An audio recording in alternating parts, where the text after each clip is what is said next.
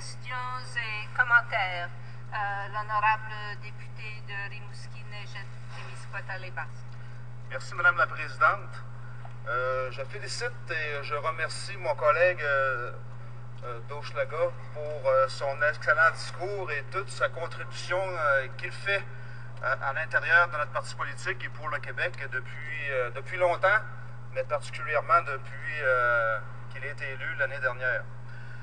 Mon collègue est notre porte-parole en matière de finances au Bloc québécois et tout de suite après son élection, il s'est empressé de venir rencontrer ses députés, de venir faire une tournée du Québec pour bien comprendre nos besoins et nos intérêts partout au Québec.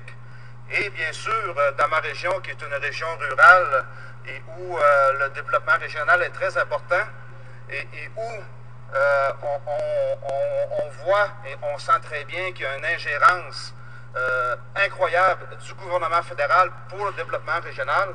J'aimerais connaître l'opinion de mon collègue que si le Québec était maître à 100% de son développement régional, quelle différence ça pourrait apporter pour une région comme l'Est du Québec, comme le Bas-Saint-Laurent. Merci, Madame la Présidente.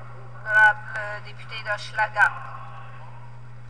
Oui, Madame la Présidente, j'aimerais souligner d'entrée de jeu l'honneur qui a été fait à mon collègue au début de la semaine par ses pairs. On a reconnu ses grandes capacités, son apport au milieu agricole du Québec, parce que si vous voulez effectivement trouver deux députés fort différents, c'est lui et moi. Mais on se ressemble dans un Québec souverain. Et je prenais l'exemple de l'épicerie de mon père, prenons l'exemple de sa propre ferme. Parce qu'en plus, il travaille. Est-ce qu'il y a quelqu'un qui viendrait lui dire quoi faire chez eux?